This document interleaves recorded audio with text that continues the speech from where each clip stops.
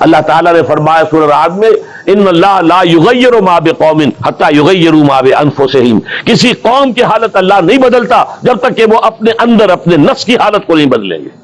پہلے اندر اپنے آپ کو بدلو، پہلے حلال پر اکتفا کرو، حرام سے اجتناب کرو، گھروں میں شرعی پردہ نافذ کرو، شرعی پردہ، یہ رواجی پردہ نہیں، شرعی پردہ۔ پوچھئے علماء سے کس کس سے پردہ ہے، کس کس کے سامنے عورت آ سکتی ہے بغیر حجاب کے، کون ہے محرم، پوچھئے، اور چیزیں بھی پوچھتے یہ بھی پوچھئے نا ان سے، پھر اس پر عمل کیجئے۔ اگر آپ اپنے گھر کے اندر پردہ نافذ نہیں کرتے اور شکوہ کرتے جی بڑی عریانی دنیا میں پھیل رہی ہے، تو آپ کو شکوہ کرنے کا حق نہیں۔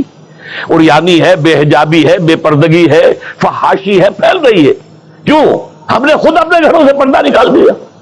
جس کے بعد دو پیسے آ گئے سب سے پہلا کام یہ کیا کہ برقع اتار دیا۔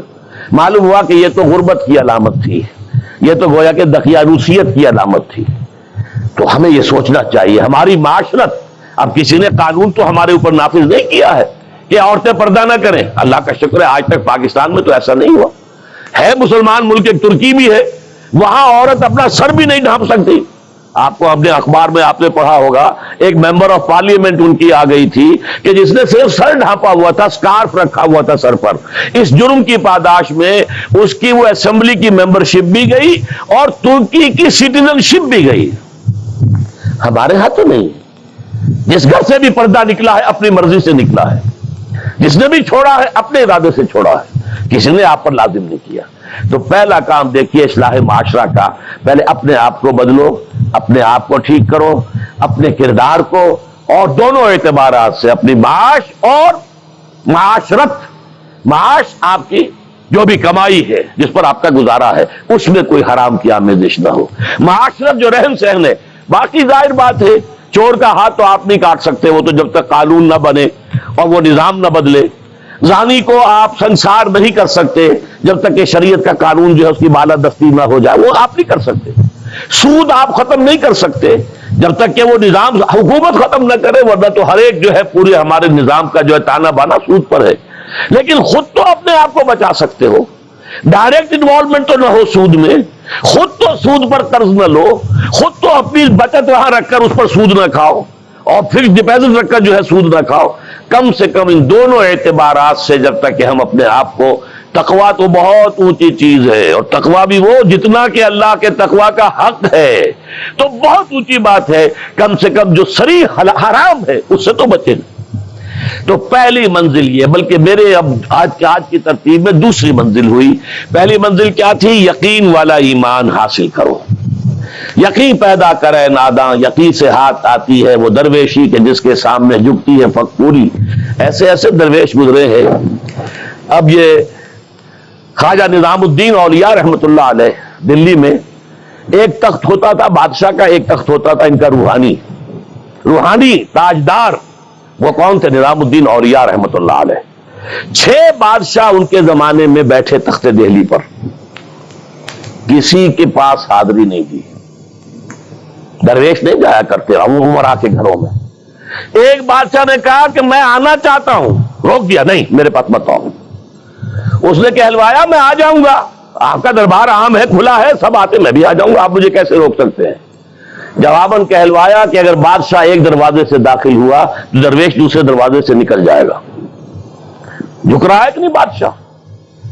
جب آیا تھا بابر یہاں پر حکومت وہ جنگ کرنے کے لیے، پانی پت کی پہلی جنگ ہونے والی تھی سن 1526 میں، پتہ نہیں یہ تاریخ بھی اب لوگوں کو معلوم ہے کہ نہیں، تو وہاں کون تھا؟ ابراہیم لودھی بادشاہ تھا دہلی کا۔ وہ آیا ہے شیخ عبد القدوس گنگوہی رحمۃ اللہ علیہ کے پاس کہ حضور حضرت میرے لیے دعا کیجئے، بڑا وقت سخت آ گیا ہے، بابر فوج لے کر آ گیا ہے۔ ان کا دعا نہیں کی، فرمایا ہٹ جاؤ یہاں سے، ہماری دھوپ چھوڑ دو، دعا نہیں کی۔ وہ آیا ہے ہاتھ جوڑ رہا ہے، دعا کی، دعا نہیں کی، اس لیے کہ ظالم حکمران تھا اور بابر نے شکست دی۔ تو یہ فقیروں کے پاس چل کے بادشاہ کیوں جا رہے ہیں؟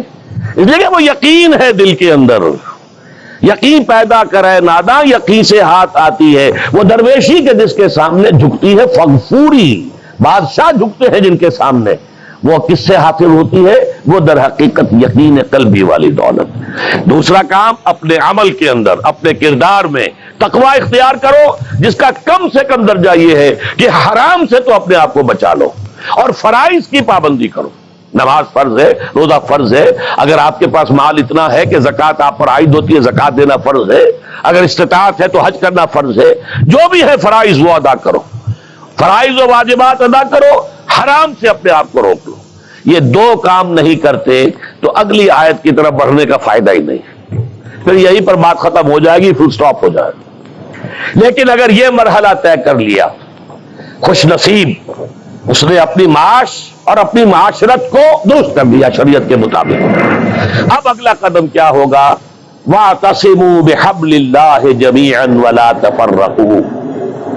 اب چونکہ تمہیں فرد سے آگے بڑھ کر ایک امت بننا ہے، دنیا میں انقلاب برپا کرنے کے لیے، اللہ کے دین کا بول بالا کرنے کے لیے، اللہ کے دین کو غالب کرنے کے لیے تمہیں تو فوج بننا ہے، خدائی فوجدار بننا ہے، لہذا تمہیں جڑنا ہوگا نا۔ تمہیں جوڑنے والی شے کون سی ہوگی؟ میں نے کہا تھا نا، فصیل کی مضبوطی کا دار و مدار دو چیزوں پر ہے، اینٹیں پکی ہو، افراد جو ہیں ان میں تقوی آ گیا، فرما برداری آ گئی، اینٹ پکی ہو گئی دینی اعتبار سے۔ اب ان کو جوڑنے والی شے کیا ہے؟ فرمایا اور سب مل جل کر اللہ کی رسی کو مضبوطی سے تھام لو اور تفرقوں میں مبتلا نہ ہو۔ وَاعْتَصِمُوا بِحَبْلِ اللَّهِ، حبل اللہ، اللہ کی رسی، مل جل کر جمیعاً، وَاعْتَصِمُوا بِحَبْلِ اللَّهِ جَمِيعًا وَلَا تَفَرَّقُوا، تفرقے میں مبتلا نہ ہو۔ تفرقہ ہوگا تمہاری قوت ختم ہو جائے گی۔ Divided you fall, United you stand. اگر تمہیں مضبوط ہو اور مجتمع ہو، بنیاد مرصوص ہو، تو تمہیں کوئی شکست نہیں دے سکتا۔ اگر تمہارے دل پھٹے ہوئے ہو، تمہارے اندر رکھنے ہو، تو تمہارے اندر سے غدار نکل آئیں گے۔ جیسے کہ آپ کو معلوم ہے کہ انگریز جو آیا ہے ہندوستان میں، بنگال میں غداری ہوئی، میر جعفر نے غداری کی، اس لیے بنگال میں پلاسی کی جنگ میں فتح ہوئی لارڈ کلائیو کو۔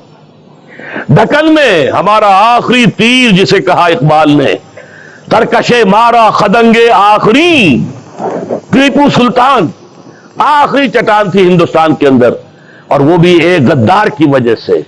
جعفر از بنگال و صادق از دکن، ننگے آدم ننگے دی ننگے وطن، تھے کون؟ مسلمان تھے۔ لیکن یہ کہ اگر آپس میں تفرقہ ہے، آپ کے تفرقے کو دشمن استعمال کرے گا، آپ کو آپس میں ٹکرائے گا، ایک کے مقابلے میں دوسرے کی مدد کرے گا، کبھی دوسرے کے مقابلے میں آپ کی مدد کرے گا، تاکہ آپس میں ٹکرا کر ختم ہو جاؤ۔ لہذا اتحاد، اب کیونکہ یہاں پہ اتحاد لکھا ہوا ہے تو اسی حوالے سے سمجھیے کہ وَاعْتَصِمُوا بِحَبْلِ اللَّهِ، جو اتفاق کیسے آئے گا؟ اللہ کی رسی کو مضبوطی سے تھامو۔